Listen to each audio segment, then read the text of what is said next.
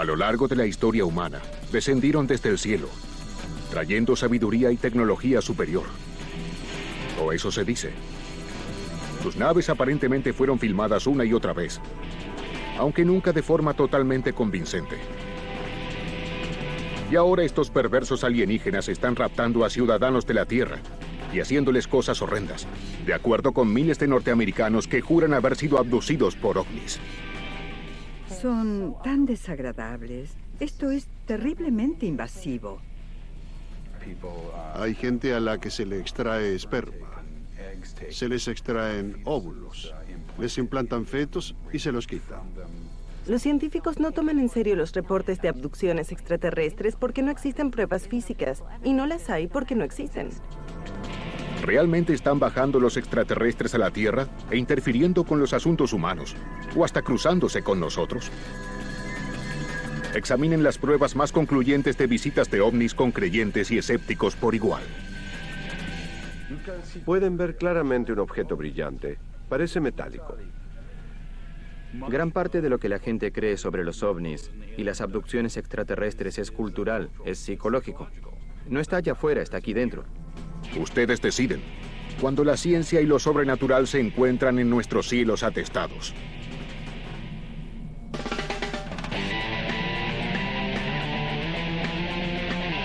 Revelaciones.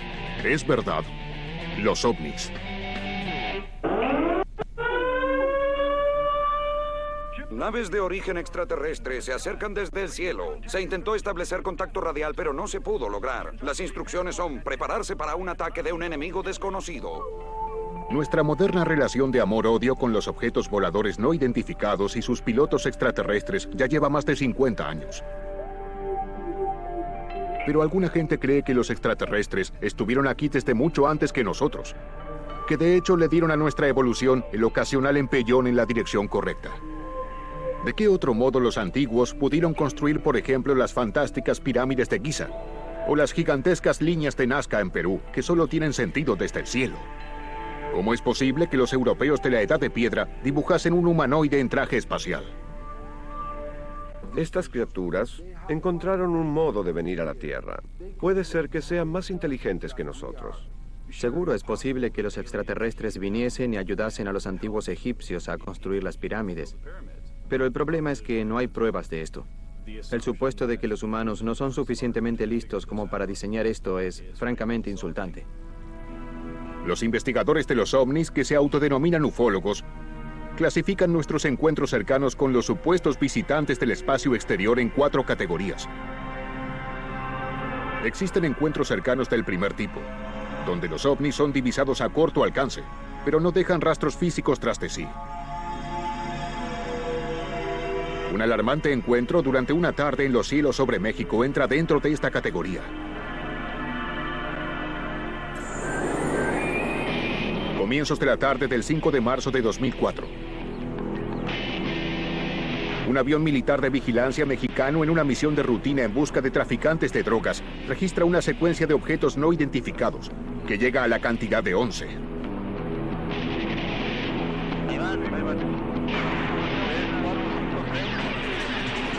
En el sistema de radar infrarrojo del avión, los ovnis aparecen como brillantes puntos luminosos, pero no muestran detalle o estructura alguna.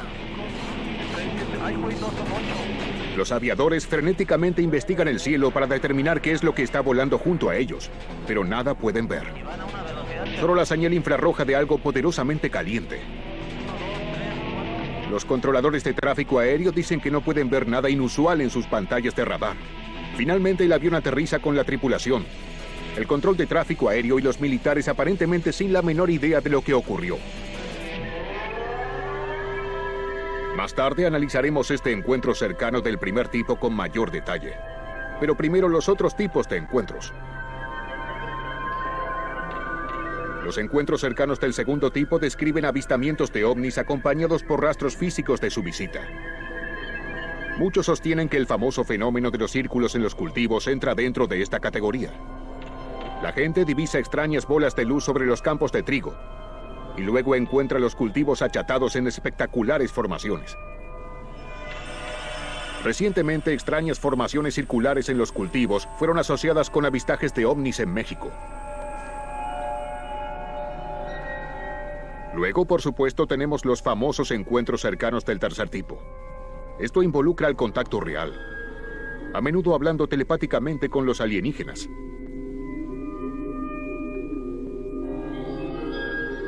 Y en el extremo lejano del espectro están aquellos que tuvieron encuentros cercanos del cuarto tipo, también llamados abducciones extraterrestres. Cuando recobré la conciencia estaba sobre una mesa. Desde el principio, Hollywood lanzó la idea de seres brutales de grandes ojos haciéndonos cosas desagradables. Pero para quienes creen haber padecido este tormento, en realidad es absolutamente aterrador.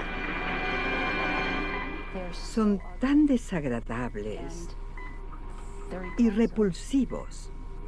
Y a veces quisiera pensar, bueno, es solo un sueño. Esto no está sucediendo, pero sí está sucediendo. Tuve varias abducciones cuando era niña, cuando era pequeña. Va de la cuna a la tumba. Así es como sucede. Una vez que estás en su programa, estás en él para siempre. Pam es una paciente del Dr. David Jacobs, un profesor asociado de historia en la Universidad de Temple, uno de los principales adalides del fenómeno de la abducción. Durante más de 30 años viene trabajando con personas supuestamente abducidas, usando la hipnosis para ayudarlos a recobrar los recuerdos enterrados de su experiencia. Es un tema que está en el extremo del extremo. Y como académico, estudiar algo como esto no es un paso inteligente para hacer carrera, por así decirlo. Pero uno no tiene la oportunidad de participar en la comprensión de un fenómeno de potencialmente enorme importancia con mucha frecuencia en la vida.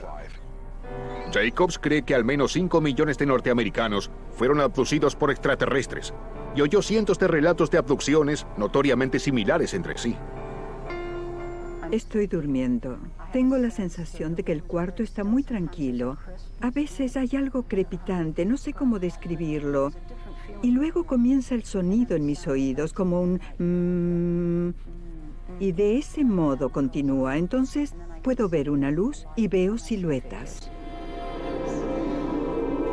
Los sujetos además reportan que no pueden moverse, como si estuviesen paralizados. De pronto alguien o algo se acerca a ellos y los hace levitar, a menudo conduciéndolos en el aire directamente a través de una ventana cerrada.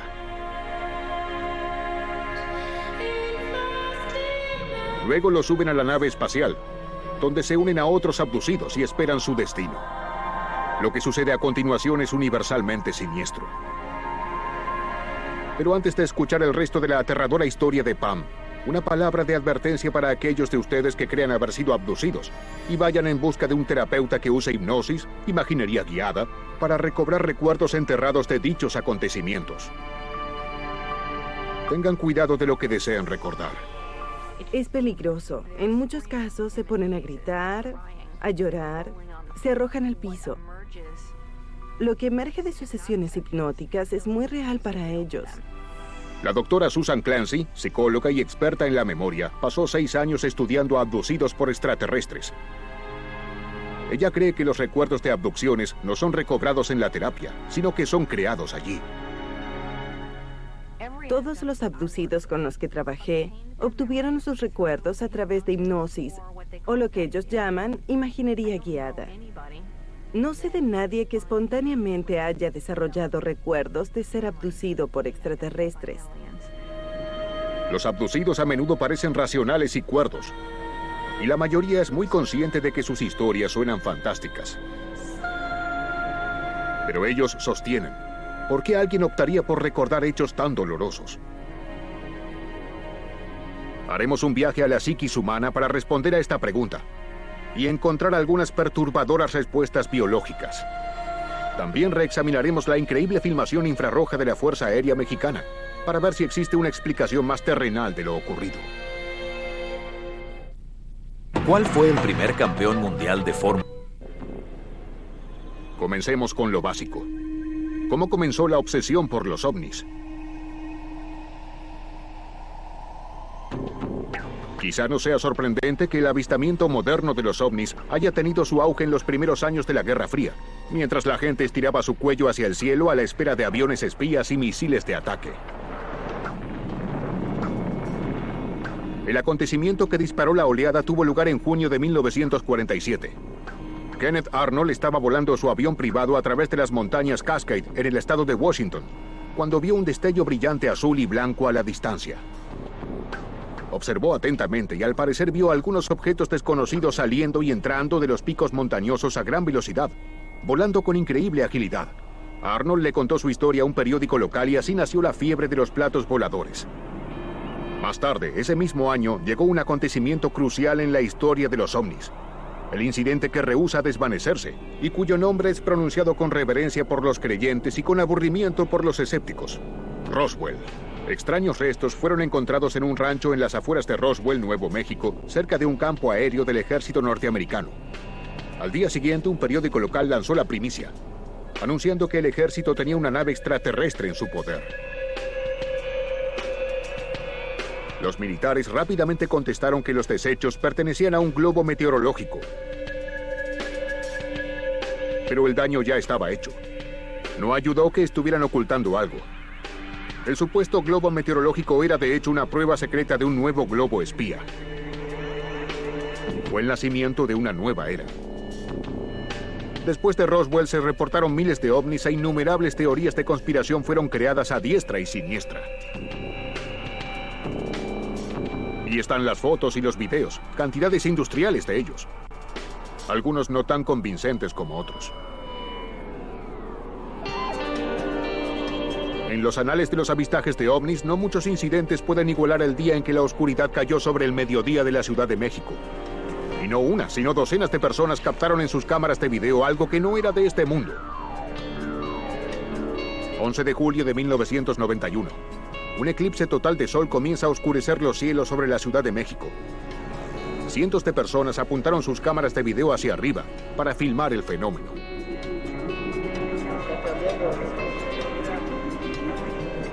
Para el ufólogo Guillermo Arrequín fue una visión extraordinaria.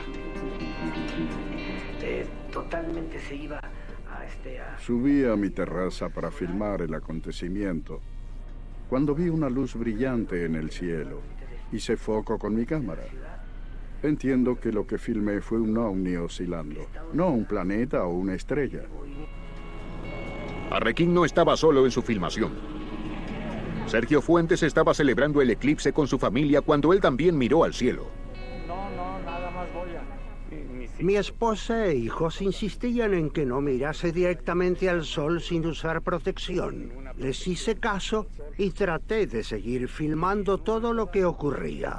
Seguí sosteniendo la cámara, asegurándome que apuntase hacia el sol. Más tarde, cuando Fuentes revisó la grabación, se asombró al descubrir que había filmado un ovni. En los días subsiguientes, llovieron los reportes de avistajes de ovnis, provocando un frenesí mediático. El periodista de investigación de fama nacional, Jaime Maussan, condujo un maratónico programa de 10 horas sobre los ovnis, que incluyó un debate sobre los avistajes. Les pidió a los televidentes que revisaran lo que habían grabado con sus cámaras hogareñas. Cuando presenté esto en televisión, mucha gente llamó para decir, yo lo vi. Se puede ver claramente un objeto brillante. Parece metálico, con una sombra oscura debajo. Un objeto plateado en forma de disco. Creemos que esto no fue una estrella o alguna clase de problema con la cámara. Una distorsión de la cámara. Este video es la evidencia que demuestra que esto es real. Y aquel día, mi vida cambió completamente. Porque desde aquel momento en adelante, la gente quiso que hablara más de los ovnis que de cualquier otra cosa. Algunos sienten que las pruebas son menos perturbadoras. El escritor y escéptico Mario Méndez Acosta debatió con Maussan sobre el eclipse del 91. Y él cree que la obsesión nacional con los ovnis tiene más que ver con el mismo Maussan que con cualquier visita del espacio exterior. Imaginen ustedes que su periodista preferido, televisivo, el más famoso, de pronto se convirtiese en un creyente absoluto de los ovnis. Creo que en los Estados Unidos lo hubieran despedido. Lo que nos deja perplejos es la absoluta futilidad de estos temas, ¿no? Perplejos o no, 13 años después del eclipse, Maussan tiene un programa semanal. Y sus devotos televidentes siguen enviando supuestos videos de ovnis. El pueblo mexicano abrazó este fenómeno y logró producir más pruebas que cualquier otro país del mundo. De hecho, así fue. México ahora es una fuente de investigación ovni y un lugar de primer nivel para observar cosas extrañas en el cielo. Grupos de ufólogos aficionados periódicamente realizan pernoctadas para tratar de hacer contacto con las luces en el cielo, meditando sobre ellas, haciéndole señales. Si la verdad sobre los ovnis de México está allá afuera, quizá esté más cerca que en las estrellas. Quizá esté en Estocolmo. El astrónomo y fotógrafo Tom Kallen es el productor del espectáculo del planetario en el Museo Sueco de Historia Natural. Hoy en día mucha gente no comprende el cielo nocturno. Ni siquiera conoce algunas de las constelaciones básicas. Cuando salen y ven algo inusual y que no comprenden, es fácil lanzar una conclusión y decir, oigan, esa luz extraña en el cielo es vida inteligente. Unos extraterrestres están piloteando una especie de vehículo en el cielo sin detenerse a pensar que quizás sea un meteorito o un satélite. Kallen cree que los testigos de ovnis de la Ciudad de México realmente vieron algo digno de asombro. Algo más allá de los confines de la Tierra, pero no necesariamente bajo control alienígena. En el video de la Ciudad de México vemos un cielo ya oscurecido porque el eclipse está en progreso. Vemos unas pocas nubes flotando alrededor y la cámara se enfoca en este objeto. Usando un programa de computación disponible comercialmente que traza el cielo de cualquier día determinado desde cualquier punto dado sobre la Tierra, Tom recreará lo que pasó en el cielo sobre México aquel día fatídico. Aquí está el sol a punto de ser eclipsado por la luna. Lo que haré es correr el programa hacia adelante unas 30 veces más de la velocidad normal para que puedan ver lo que ocurre durante este eclipse. A medida que la computadora imita a la luna pasando frente al sol, el cielo se oscurece y varios cuerpos celestes se vuelven brillantes. En el punto exacto donde se registraron ovnis. Vaya, un objeto especialmente brillante emerge. Y aquí podemos ver con toda claridad. Tenemos al planeta Venus, que es lo que, estoy bastante seguro, es el objeto que esas personas de la Ciudad de México fotografiaron. Venus, el segundo planeta desde el Sol y el objeto más brillante en el cielo después del Sol y la Luna. Pero ¿por qué Venus se parece tanto a una borrosa nave espacial? Tom cree que la misma cámara, al tratar de enfocar a un objeto tan brillante pero lejano, está creando un efecto tridimensional. Aquí está Venus en el cielo. Esto se parece mucho a una imagen enfocada de un planeta. Ahora tenemos este foco extremo. Aquí bajamos un poco la velocidad y vemos algunos efectos del movimiento de la cámara. Esta línea oscura que vemos aquí no es el lado inferior de nada en particular. Lo que vemos es un artefacto de la cámara. Simplemente toma un objeto celeste común y lo hace parecer misterioso. Pero no tan rápido.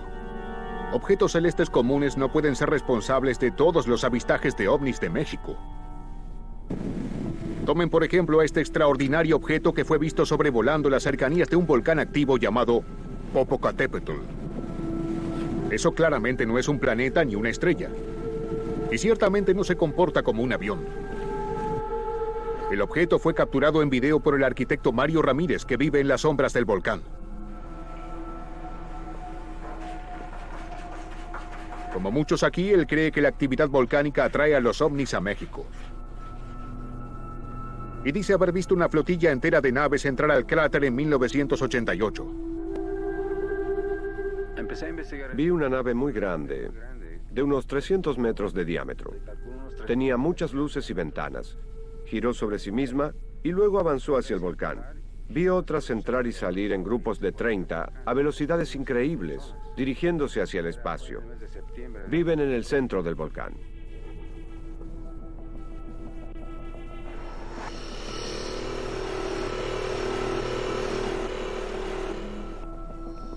En el año 2000, Ramírez estaba estudiando una formación rocosa cerca del volcán que él considera una especie de antiguo libro de astronomía cuando algo capturó su atención. Estaba en la roca haciendo observaciones del cerro Trapaltepec. Preparé mi cámara y entonces vi un destello y me pregunté, ¿por qué veo un destello proveniente de la montaña? Pues pienso, ¿por qué recibo un flash de la montaña y más arriba en las nubes había un agua? Entonces... Lo que Ramírez finalmente registra parece ser un objeto que sobrevuela la distante montaña. Miré hacia arriba y había un ovni entre las nubes. Pensé que querían comunicarse conmigo. Permanece en el aire casi 2 minutos antes de desaparecer detrás del pico. ¿Qué opina nuestro aguafiestas profesional Tom Callen de este misterioso objeto? El video del volcán para mí se parece mucho a una imagen con un foco muy pronunciado de algo que a todas luces probablemente sea un gran pájaro. Y si lo observan parece estar aleteando al mismo tiempo, como si tuviera extensiones que estuviesen aleteando. Es algo que uno no esperaría encontrar en ningún supuesto vehículo extraterrestre. Por supuesto que no todos los objetos voladores no identificados son simplemente casos de identidad equivocada. Algunos parecen sospechosamente burdos efectos especiales. O el ocasional plato lanzado al cielo. Ya basta de pruebas en video. ¿Qué hay de los encuentros cercanos del segundo tipo? Los casos donde los ovnis supuestamente dejan rastros físicos tras ellos. Analizaremos las huellas dactilares de un supuesto ovni y nos preguntaremos ¿qué cosa en este mundo pudo haberlas creado? En septiembre de 2004, una serie de anillos apareció en un pequeño y aislado terreno cerca de Guadalajara. El propietario convocó al arquitecto y ufólogo Daniel Domínguez y a su equipo para investigar.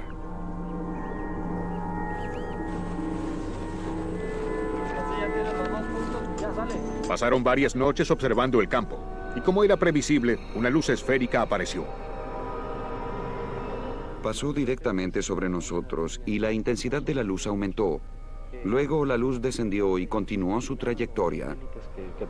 Domínguez sostiene que la luz provocó cambios en la hierba, que ningún objeto hecho por el hombre podía causar. Durante 4 semanas estuvieron trazando mapas de los círculos y midiendo su crecimiento.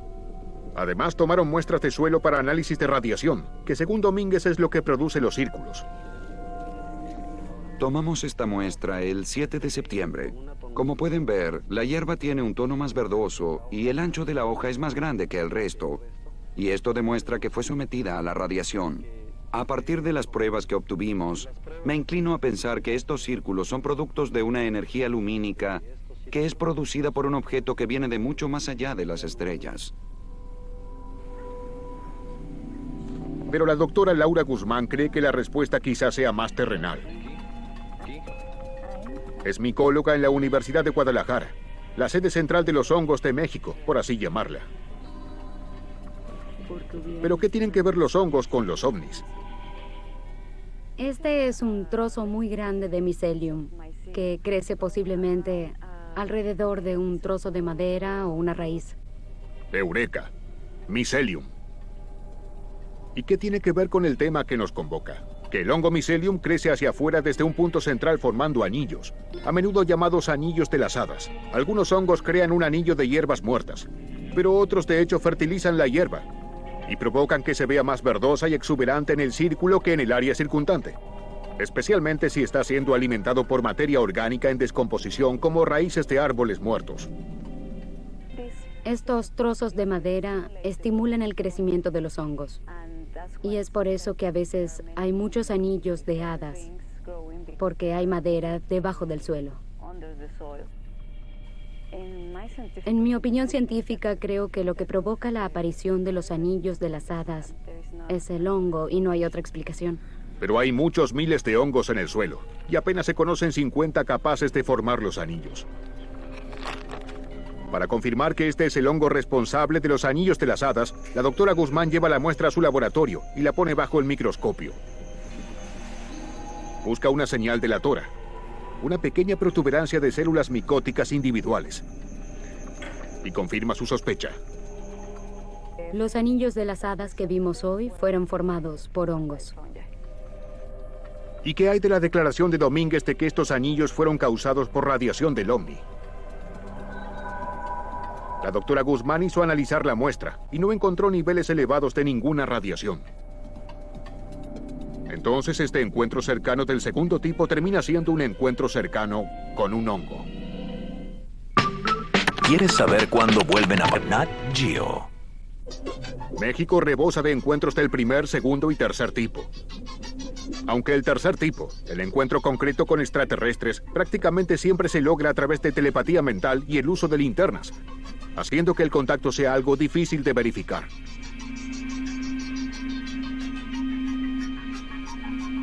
Pero curiosamente, casi nadie en México reportó haber sido abducido por alienígenas.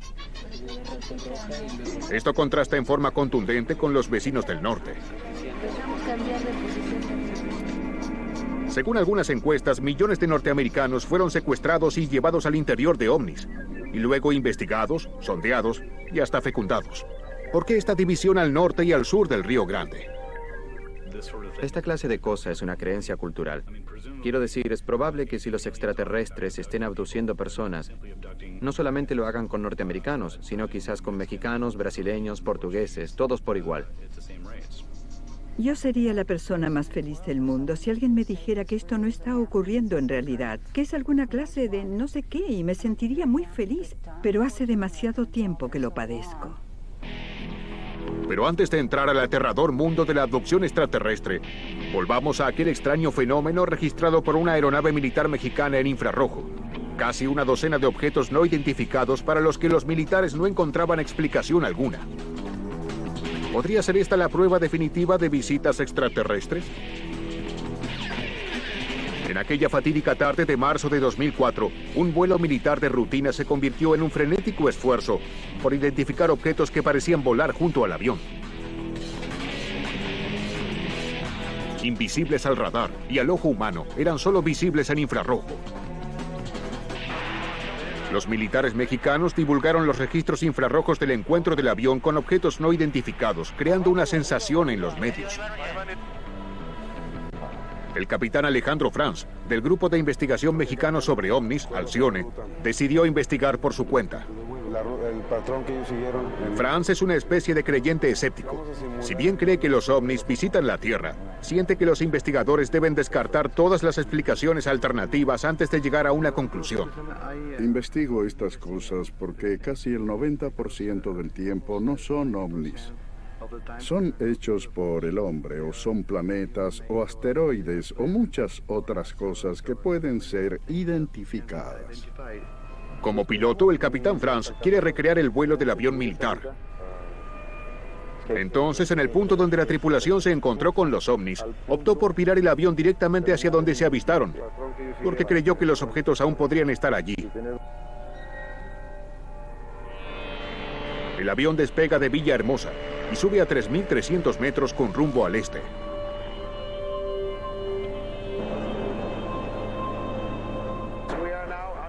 Estamos ahora a la misma altitud en que estaba el avión. Entonces tenemos que ir al primer punto de rastreo y al este, siguiendo ese rumbo hasta los 89 grados de longitud oeste para mantener el mismo rumbo que el avión militar. El avión llega al primer punto de contacto con los ovnis. Franz instruye a los pilotos a dirigirse al noroeste, la misma dirección en que estaba apuntando la cámara infrarroja. Antes ya vio luces en esa dirección y cree saber exactamente qué captaron los militares.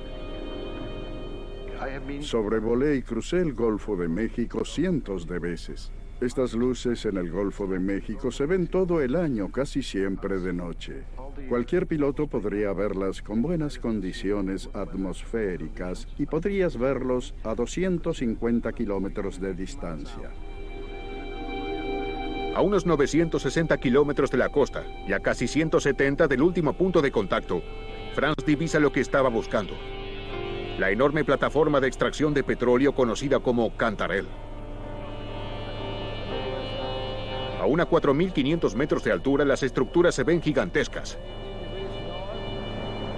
Las plataformas de perforación llegan a medir 40 pisos de altura. Las llamaradas, que pueden alcanzar cientos de metros, son provocadas por la quema del gas excedente, necesaria para reducir presión en los pozos.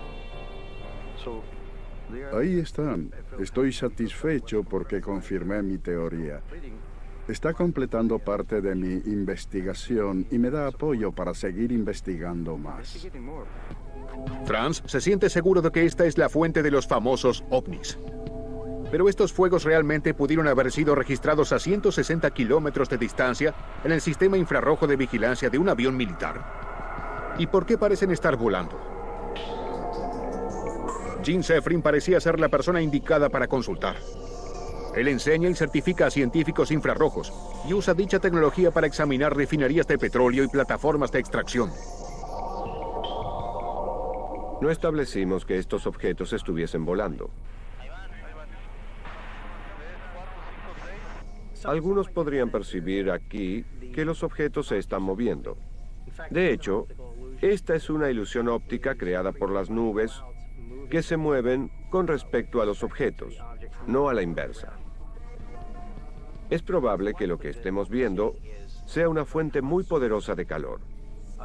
Y en este caso, ya que estamos sobre el océano, un reflejo de ese calor desde la superficie del océano. Podrían ser las llamaradas y parte del humo, o simplemente las llamaradas. Me gustaría creer que hay ovnis, pero no veo pruebas de ello aquí. Una cosa es refutar pruebas frías y clínicas de ovnis capturadas en video o en infrarrojo. Pero una muy diferente es lidiar con poderosos testimonios en primera persona de contacto con extraterrestres, especialmente cuando dicho contacto es extremadamente brutal y con aterradoras implicaciones.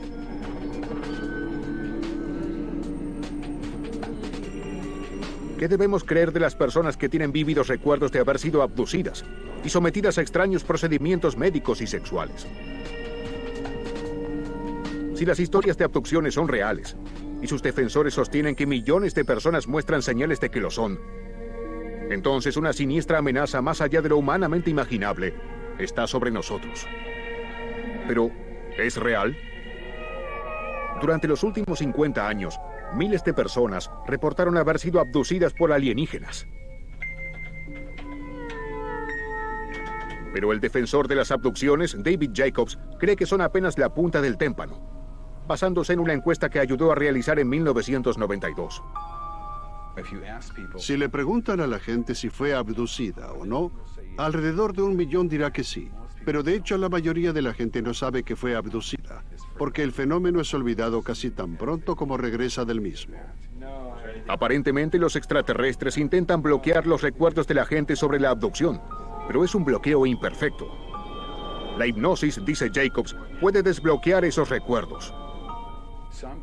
Alguna gente recuerda partes de abducciones o secuencias de abducciones y también recuerdan abducciones enteras.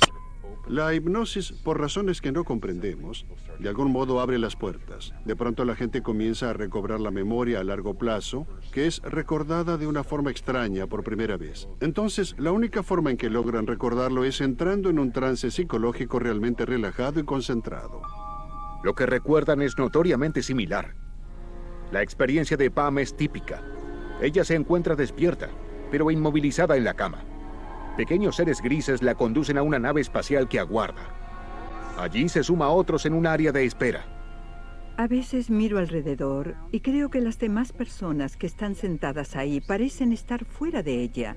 Y el doctor Jacobs me dice, bueno, ellos están pensando que tú estás fuera también. A veces hay lecciones. A veces hay exámenes físicos. Y cosas peores. Los grises son los escoltas y son pequeños con grandes ojos y muy delgados. Luego hay otros más altos que se le parecen, pero son intelectuales. Generalmente comienza con un procedimiento donde te miran fijo y el procedimiento de mirarte fijo dura mucho tiempo. Y lo único que puedes ver son esos enormes ojos y te pierdes en ellos. A veces es una descarga de información. A veces te hacen cosas físicas mientras te están mirando. Alguien te pone un instrumento en la nariz o en la oreja. Y a veces es muy doloroso, a veces te hacen daño.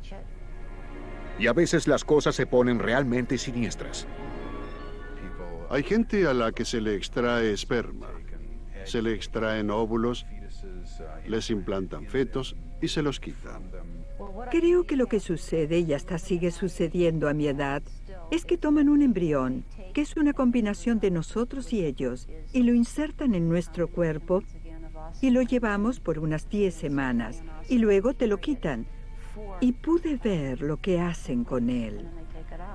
Ellos tienen botellas grandes, y dentro de ellas están suspendidos los pequeños.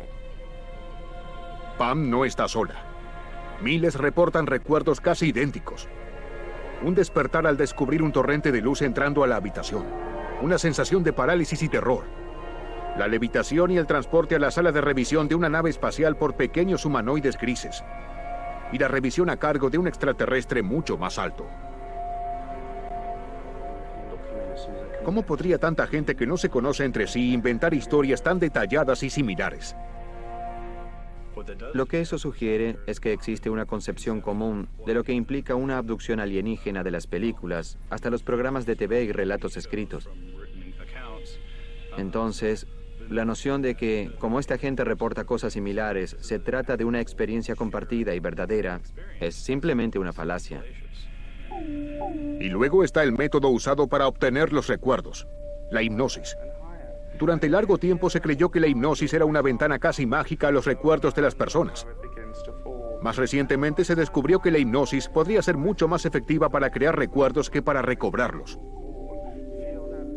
En un estado de hipnosis, la gente se siente altamente susceptible y ansiosa por complacer al hipnotizador, como lo sabe cualquiera que haya visto un acto de hipnosis.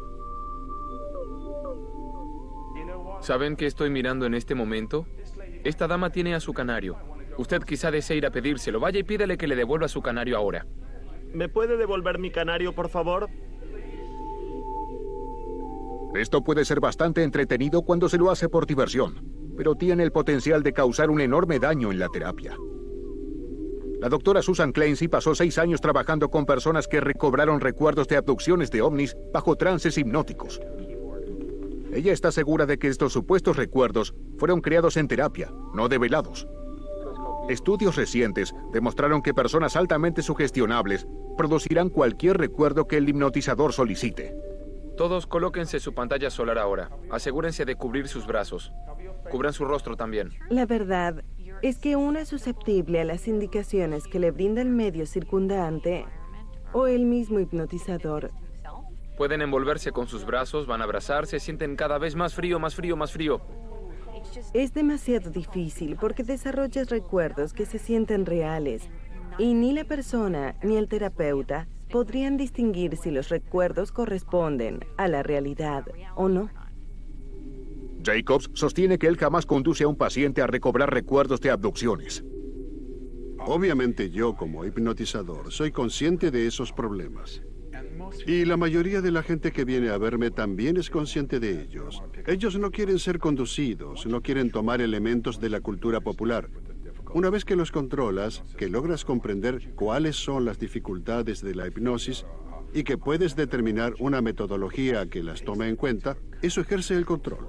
Entonces comienzas a obtener esas historias que surgen y son simplemente extraordinarias. Esta gente que acude a ellos porque cree que posiblemente fue abducida por alienígenas y creen lo suficiente como para ir a buscar a alguien que va a ayudarlos a revalidarlo.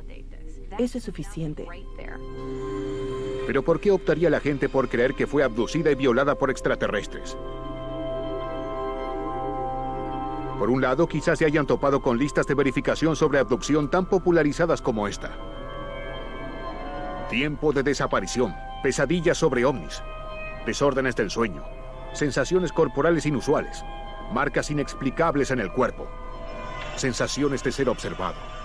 De acuerdo, ¿cuántos seres humanos vivientes en cualquier lugar de la Tierra podrían no contestar afirmativamente a varias de estas preguntas? ¿Cuántos centímetros cúbicos hay en un metro cúbico? 1.000.000. 10.000. Ninguna es correcta. Metro cúbico. 1.000.000. ¿Podría haber algo más, algo biológico, que contribuye al fenómeno de la abducción? Inquietantes nuevas pruebas están saliendo a la luz desde el reino de la investigación sobre el sueño.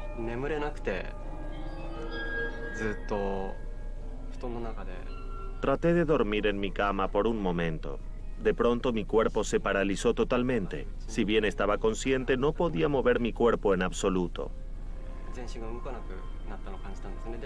Percibí una presencia a mi alrededor. Luego sentí como si algo estuviese bajo mis pies. Vi una aparición como una anciana pálida, encorvada y mirándome fijamente. ¿Suena similar a las fases iniciales de la experiencia de abducción alienígena? Con toda razón, de acuerdo con el investigador japonés del sueño, el doctor Kazuhiko Fukuda.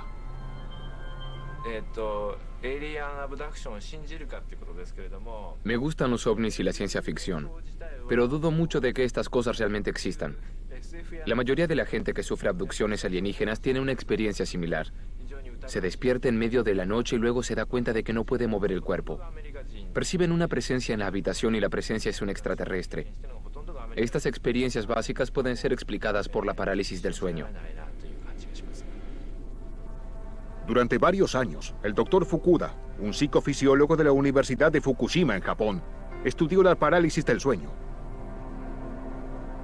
Aquí se la conoce comúnmente como kanashibari, o amarrado con metal, aludiendo a la aterradora sensación de inmovilidad que induce la parálisis del sueño.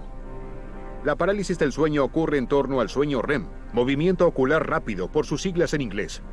Dado que soñamos durante el sueño REM, el cerebro temporalmente desconecta nuestra capacidad de movernos para que no podamos poner en acto nuestros sueños y posiblemente lesionarnos a nosotros mismos. Es un ingenioso mecanismo, pero si no logra reconectarse una vez que comencemos a emerger del sueño, nos despertaremos y nos sentiremos paralizados. En un laboratorio del sueño de la universidad, el doctor Fukuda intenta recrear la parálisis del sueño. Adhiere electrodos a las cabezas de los sujetos para monitorear la actividad de las ondas cerebrales mientras duermen.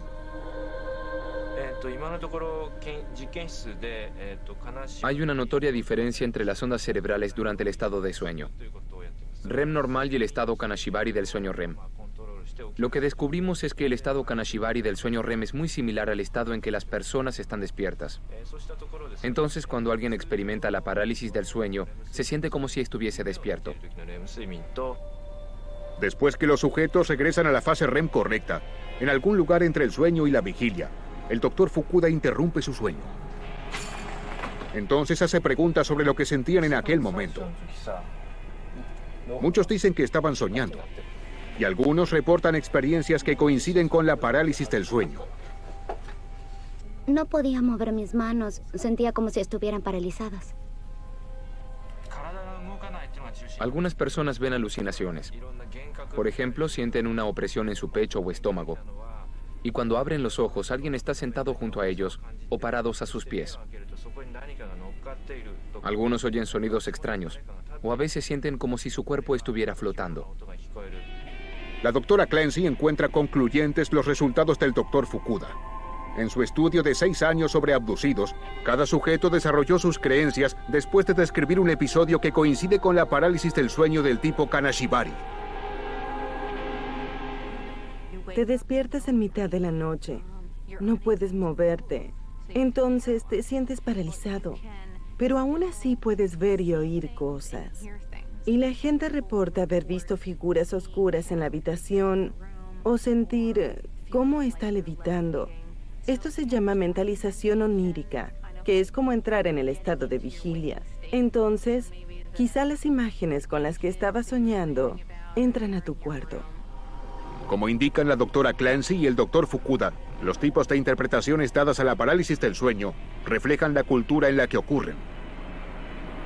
Kanashibari fue ampliamente aceptado en Japón. En el 1700, los británicos le temían a un incubo demoníaco que atacaba a las mujeres mientras yacían en la cama incapaces de moverse.